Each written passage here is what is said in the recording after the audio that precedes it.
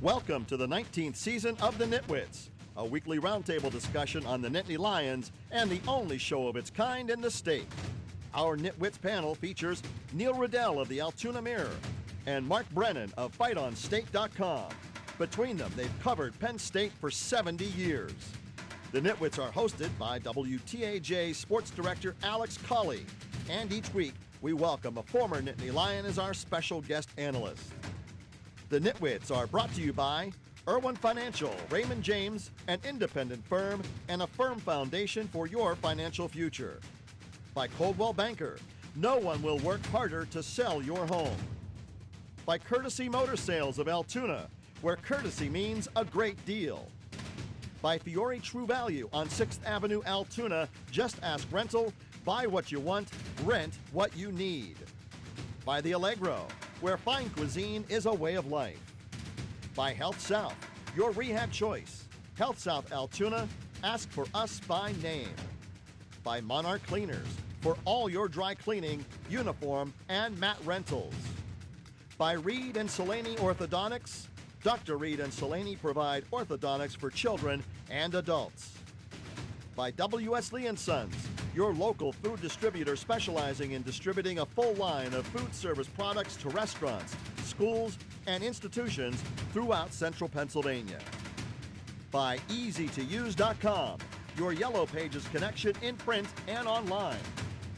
By FightOnState.com, as close as you get to Penn State football without putting on a helmet. And by the Altoona Mirror, featuring Penn State Game Day every Friday and Penn State Extra every Sunday.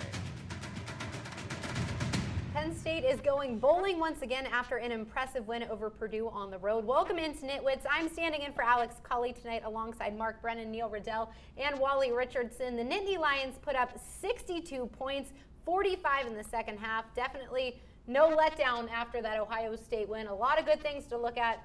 What did you guys like the most out of this one?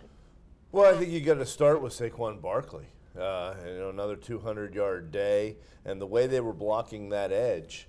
He gained at least 175 yards around the right edge, and what I liked is they really utilized him as the receiver in the open field. He got another 70 yards, so tremendous performance by him. I think you got to start there. I think you have to start with the coaching staff. I mean, we've seen this team improve from the beginning of the year, and we've also seen this team improve in the second halves of multiple games now.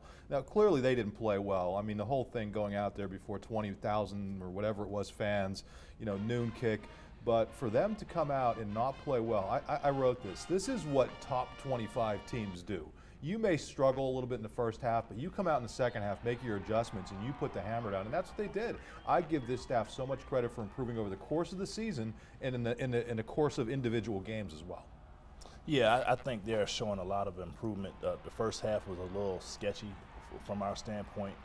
Played too tight at halftime, but they came out, like you said, made adjustments at halftime. And it's really nice to see them kind of not open things up, but just really execute the game plan and get some positive momentum. Well, what's it like playing in that sort of atmosphere when you come from playing at a Beaver Stadium or Ohio, wherever it may be, to going into that sort of atmosphere as a player? What is that like for you? I think it's something you notice from the start, but it's not something you can dwell on. You really got to concentrate on executing what you need to do to be successful, and no matter if you're playing in front of 50 people or 105,000 people, you've got to go out there and make the things happen between the white lines to get the W's.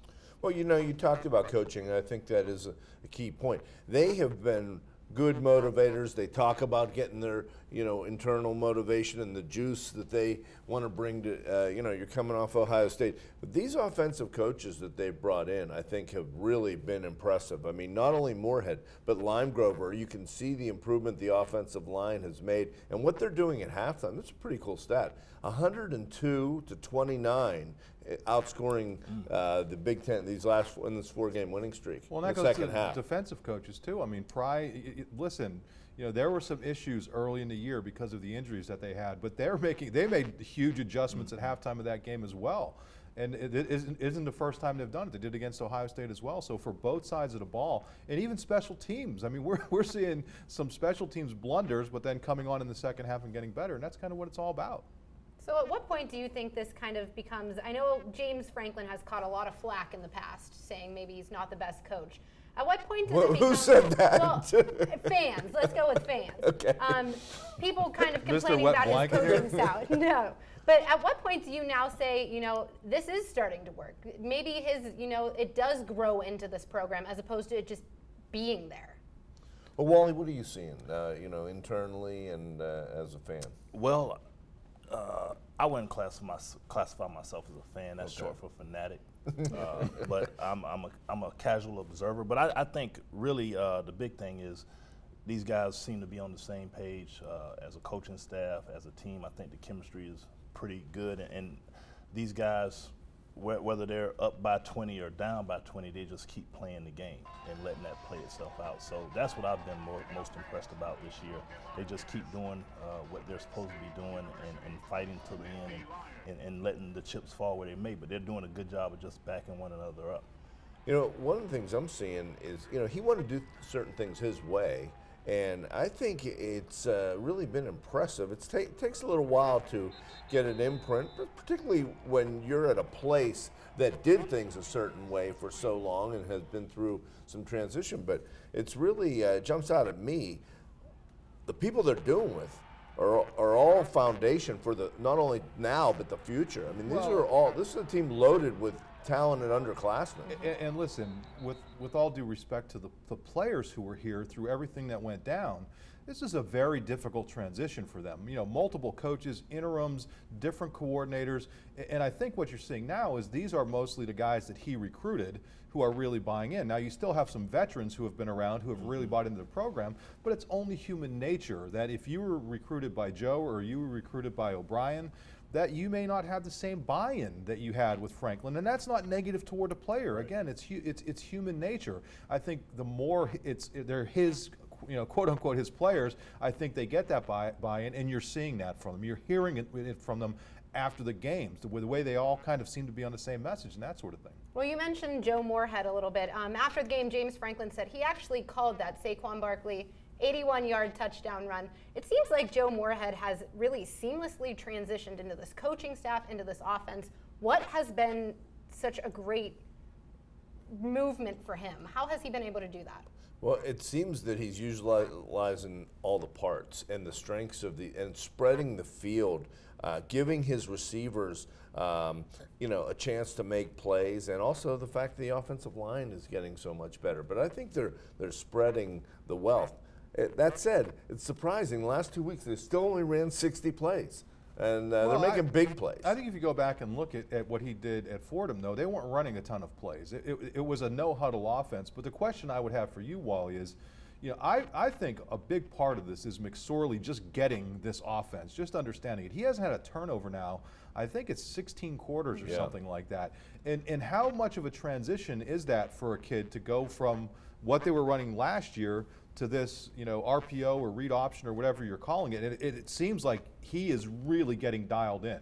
Well, I think a lot of what they're doing now currently Trace did in high school, so he has some familiarity with it. So to be making the decisions that he's making, he's done a good job of protecting the ball, pulling it down and running, keeping his eyes up the field, finding receivers down the field when things break down. So he's done a real good job of making plays, taking advantage of what the defense has given him throughout the course of the year. I know the last 2 weeks his completion percentage hadn't been particularly high, but the amount of big plays they're getting down the field, they're getting some yardage and he's big not chunks. completing them to the other team. I mean, Right, that's the big thing. He's being safe. That's the most important thing. Well, he's holding the ball too. They had some ball handling and some issues early. He fumbled 8 times early in the year. He has not fumbled in four games, and they're really protecting. Hey, he averaged 20 yards a catch yesterday. I mean, these are big vertical numbers. That I don't think we've seen them since Wally was playing. There you go. I love that. I love that. All right, we got to take a quick break, but when we get back, we'll go through a few more big positives in that win over Purdue. We'll be right back. The Nitwits are brought to you by Irwin Financial, Raymond James, an independent firm and a firm foundation for your financial future. By Coldwell Banker, no one will work harder to sell your home. By Courtesy Motor Sales of Altoona, where courtesy means a great deal. By Fiore True Value on 6th Avenue, Altoona. Just ask rental. Buy what you want, rent what you need. I'm Jordan Hill from your Penn State Nittany Lions, and you're watching the Nitwits. Welcome back. We mentioned Saquon Barkley and his big afternoon, but what else would you say really stood out to you guys? I know we talked a lot about Trace McSorley and just not having those turnovers, not getting hit as much as you saw Christian Hackenberg get hit.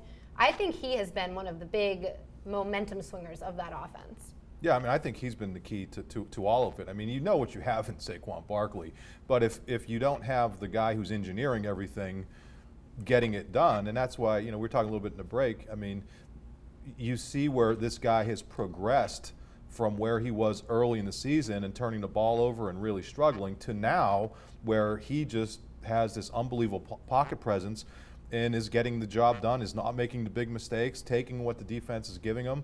And so I think he really, to me, I mean, as much as, listen, Saquon Barkley's your MVP, but if he's not playing well, Saquon's not playing well.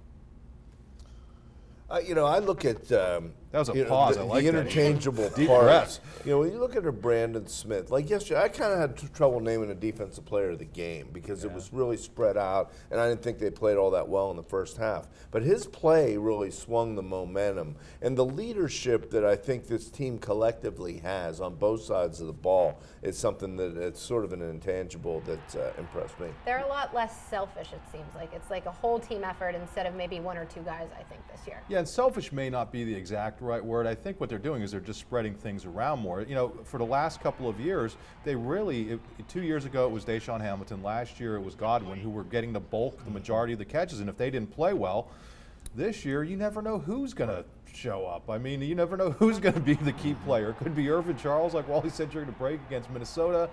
You know, they're spreading the ball around, have all these weapons. And then yesterday, they get into that fourth quarter, they're able to play all these running backs. Well, they actually played, I mean, we're seeing it there with Robinson. They played him earlier in the game. All of their running backs scored a touchdown yesterday. I mean, that was just a great thing, I thought. Yeah, I think that's important to start building that depth. And the defensive coaches do a really good job of rolling the guys. I know Spence rolls his defensive linemen throughout the course of the game. So that's how you build depth throughout the year, because football is a game of attrition. People get nicked up, and you know you're only as strong as your weakest link. So guys have to be ready to go, and it's important for them to get some meaningful playing time and get their nose wet. Well, since we are the Nitwits, we do have to nitpick a little bit. Despite the fact that it was a great game, there were still a few negatives. One thing that I looked at was the amount of penalties early in the game. They got better throughout the game, but that's something, especially in the first quarter against a team that has struggled, you don't want to be doing. Well, they've been really good in that area. They're the least penalized team in the Big Ten. They get 11 yesterday. That showed me that there was still a hangover for Ohio State. That we had a little discussion in the press box about this. A couple people disagreed, but they were missing tackles. Their focus just didn't seem to be there defensively. You know, they're offsides 2 times in a row. And then they had was it a face mask? They had 3 defensive penalties on 3 consecutive plays that led to a touchdown. So that's, you definitely, you know, you don't want to see that. And I also think we still see these spots where they're not tackling really well. Now in the second half, they cleaned most of that up. But I just, again, I don't know what the limits on practice and, you know, the injuries they've had at linebacker, maybe now that they're getting healthy, I don't know what the story is, but you just see these spots where they just don't tackle particularly well, and I think they have to pick that up. You know, one big improvement I've seen this year as opposed to last year is there were 3 instances last year where after we had got some momentum, scored a touchdown, we kicked the ball off, we gave up 2 touchdowns on kickoffs, and then against Michigan we gave up a long return. Hadn't really seen that but one time, and that was, you know, in the first 2 or 3 games that we had. So I think these guys are learning how to handle prosperity a little bit better than they have in the past, which is important. Yeah, as we noted earlier, I mean, they're playing their best football in the fourth quarter. And you mentioned the D-line. I mean, that goes back to Coach Chaos cycling 10 different guys through there. They're you know, of course they're going to be fresher, and now you get the starting linebackers behind that crew, and they're that much better. They made a couple mistakes on special teams. The coverage has been good. I like how they've spotted Sanders. He's getting his hands on the ball more. He busted a big return early that had to be called back. But there's been 2 or 3 penalties on special teams that they had eliminated that they got back to yesterday. So, hey, you got a night game coming in this week. Hopefully some of this stuff will be out of their system. And another whiteout. Official as of today, James Franklin calling for that second whiteout, and it's happening in the Iowa game. Now, with the win, Penn State is back to being bowl eligible, so where might they be headed? We'll take a few guesses coming up after the break.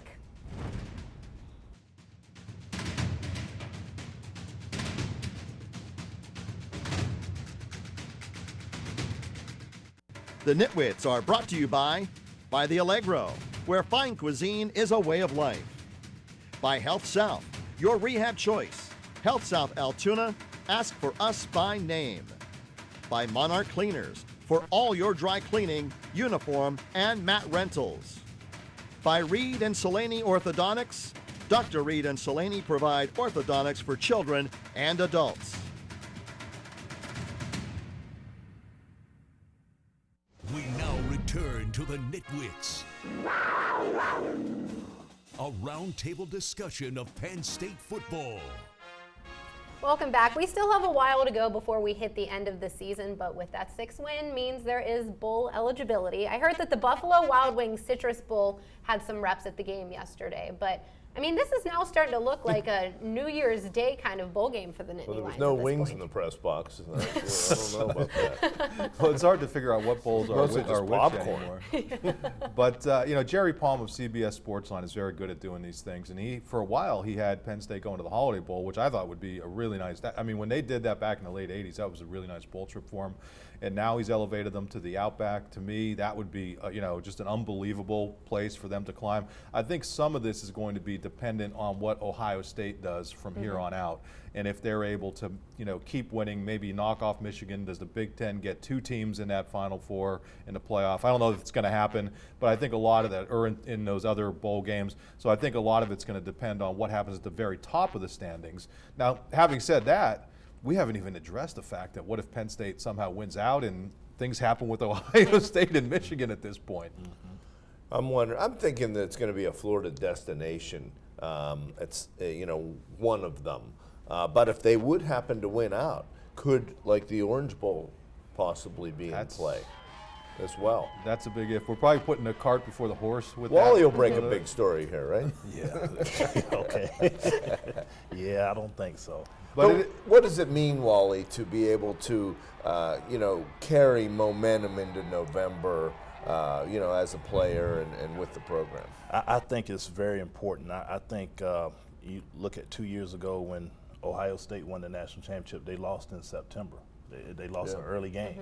And I think the earlier you lose, it's more of a tendency for people to forget that loss. You can't lose in November and hope to, you know, get into the big show. So I think it's really important that, you know, the losses that we had were early in the season, and we have a lot of momentum right now. And if we can maintain that momentum, take it through November and finish the season strong, I think it'll serve us well, and we'll have a chance to go to a really nice bowl. So from where you were in September when you were looking at this team to where you were now, how much better do you think they have turned out? Have they kind of lived up to your expectations or been better? No, they've exceeded. I mean, I wouldn't have been surprised if they would have been, you know, only had 2 losses at this point, but for them to beat an Ohio State, even though Ohio State doesn't look like a juggernaut, that's a legit program with a great coach, and to get that win and then to keep improving, you know, to me, I'll be the first to admit, I mean, I think I underestimated with my 7-5 pick, and I give them credit for proving me wrong. Yeah, I mean, Joe Nastasi sat in the hot seat here while he picked 10-2.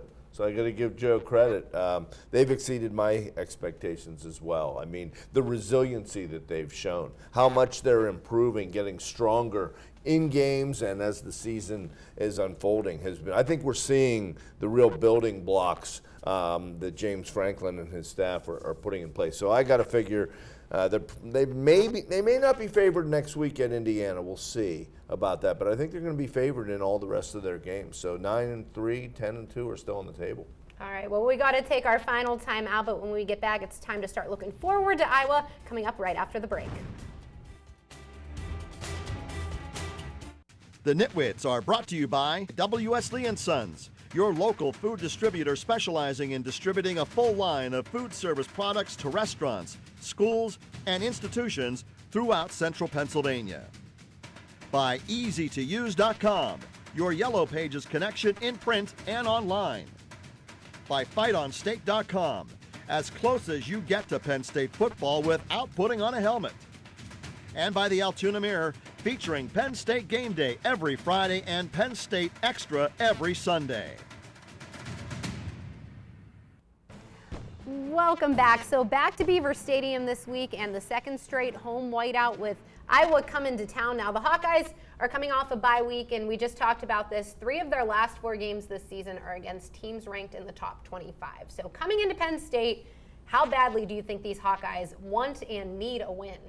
Well, they've lost 3 games at home, and they've already extended Ferentz this year, beyond. I mean, he's given them a lot of stability over the years, and you know what you're going to get with them. Pretty tough team.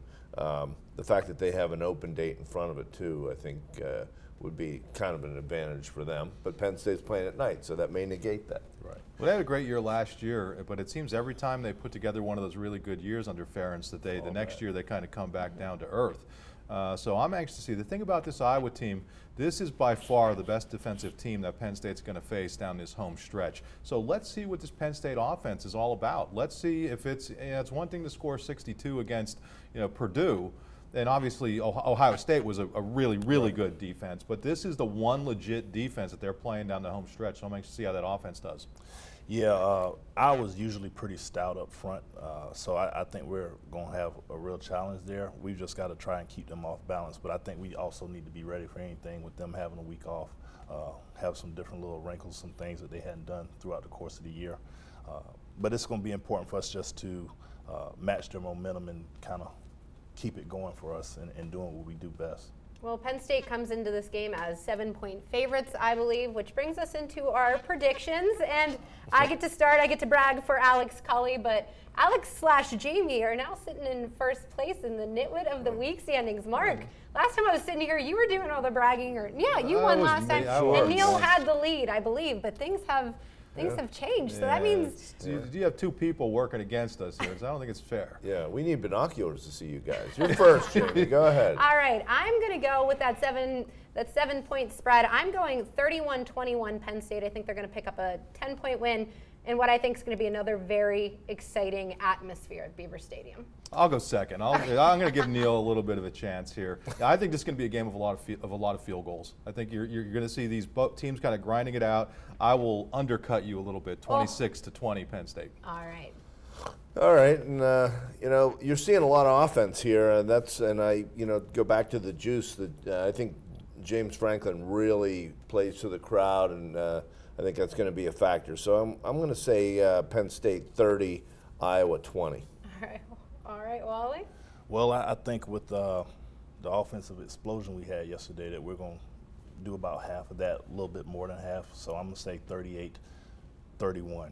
I thought you were going to say they were going to do more than 62. I was like, whoa. Not this week. Wally Richardson making not this week. Making the big thing. All right, we'll have to see how that falls. That'll about do it for us. We'll be back here same time, same place next week after that Iowa game. Everybody have a great night.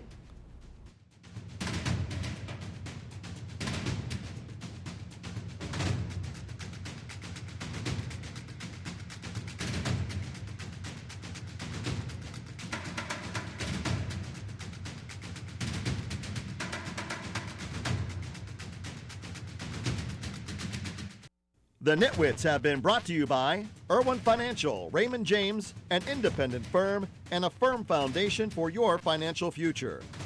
By Coldwell Banker, no one will work harder to sell your home. By Courtesy Motor Sales of Altoona, where courtesy means a great deal. By Fiore True Value on 6th Avenue, Altoona, just ask rental, buy what you want, rent what you need. By The Allegro, where fine cuisine is a way of life. By Health South, your rehab choice. Health South Altoona, ask for us by name. By Monarch Cleaners, for all your dry cleaning, uniform, and mat rentals. By Reed and Selaney Orthodontics, Dr. Reed and Selaney provide orthodontics for children and adults. By W.S. Lee & Sons, your local food distributor specializing in distributing a full line of food service products to restaurants, schools, and institutions throughout central Pennsylvania. By EasyToUse.com, your Yellow Pages connection in print and online. by FightOnState.com. As close as you get to Penn State football without putting on a helmet. And by the Altoona Mirror, featuring Penn State Game Day every Friday and Penn State Extra every Sunday. Thanks for watching, and we'll see you next week.